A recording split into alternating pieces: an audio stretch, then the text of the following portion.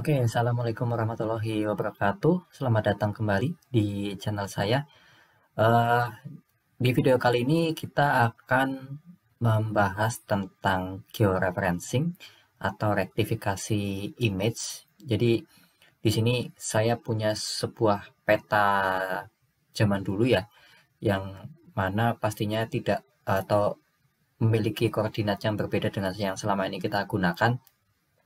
Dan di sini kita akan belajar bagaimana supaya peta yang tidak memiliki atau tidak bergeoreference ini eh, nantinya bisa memiliki sistem koordinat UTM dengan menggunakan QGIS. Oh ya, sebelumnya data yang saya gunakan adalah data jalan dari eh, peta RBI ya.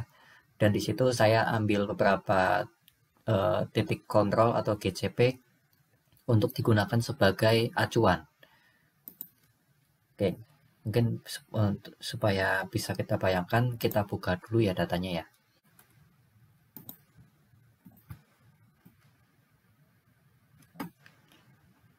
Nah, jadi seperti ini.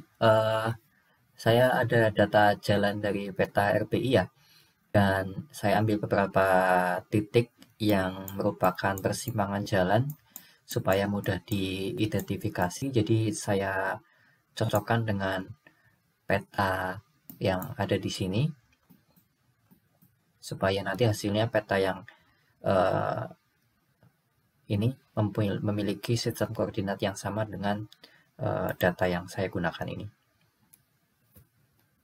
Oke, langsung saja untuk melakukan georeferencing kita menggunakan plugin georeferencer. Kemudian kita buka image-nya. Oh ya, sebelumnya untuk titik-titik GCP ini harus sudah ada koordinatnya ya. Jadi sudah ada nilai X dan Y-nya. Nanti yang akan kita inputkan ke peta yang akan kita rektifikasi.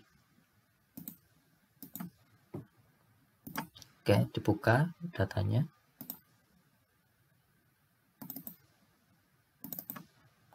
Nah, seperti ini ya. Pertama, kita cocokkan dulu ya objek-objek atau titik yang akan kita jadikan titik sekutu, yang artinya titik yang akan kita jadikan acuan untuk melakukan rektifikasi ya. Oke, mungkin yang paling gampang itu kita ambil yang paling ujung. Nah, misalnya di titik yang ini ya, kita mungkin bisa lihat pola jalannya seperti ini.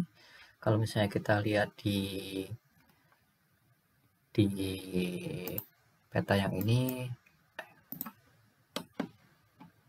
nah kurang lebih di sini kita bisa lihat polanya ya, seperti ini, kemudian ada jalan utamanya.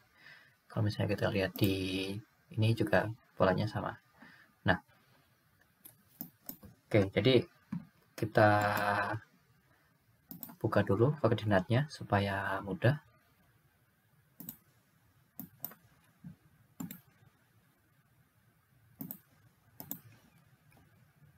Nah, ini ya. Ini adalah titik yang ini. Koordinatnya X-nya, Y-nya. Kemudian di sini kita klik.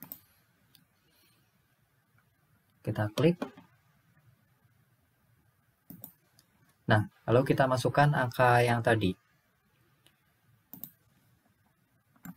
Bisa kita klik kanan, kemudian copy cell content, paste. Oke, ini untuk titik dan koma disesuaikan dengan setting komputer masing-masing ya. Kemudian Y-nya.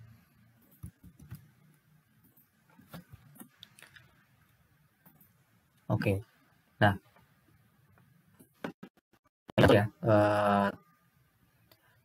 titik yang tadi kita masukkan koordinatnya. Nah, nanti untuk yang lain juga sama, kita pilih titik-titik yang sudah kita seleksi tadi, kemudian kita masukkan X dan Y-nya seperti itu ya. Oh ya, tadi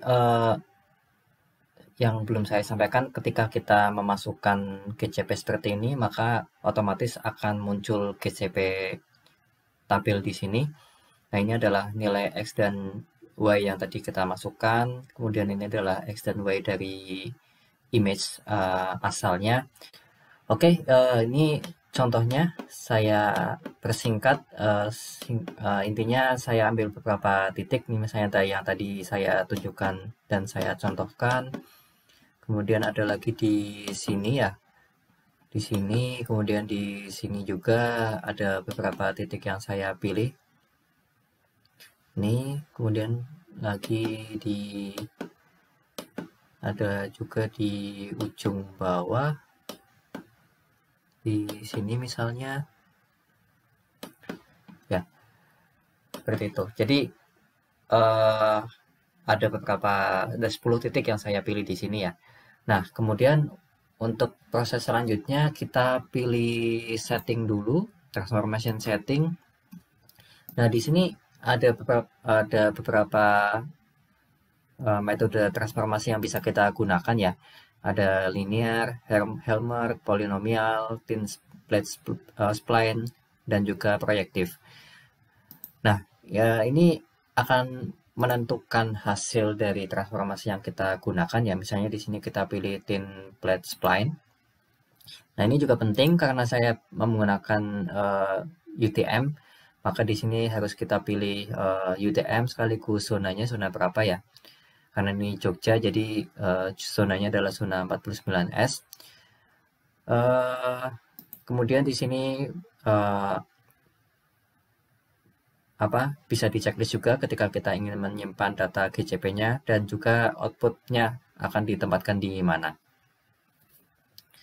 Oke, ketika kita klik OK ya, nah di sini akan muncul residualnya sekaligus DXDY-nya. Dan ketika kita pilih metode yang lain, misalnya proyektif, itu hasilnya akan berbeda. Jadi kita bisa lihat di sini untuk residunya.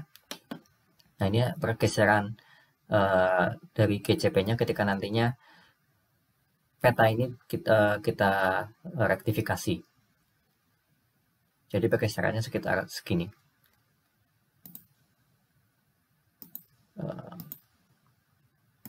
Nah, kita bisa lihat ketika thin plate spline, karena residualnya kecil, maka tidak ada pergeseran yang signifikan.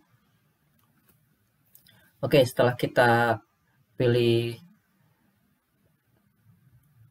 metode transformasinya, selanjutnya bisa kita proses, bisa kita klik di sini, start georeferencing, ataupun file start georeferencing di sini. Oke, bisa kita mulai, bisa langsung kita klik di sini.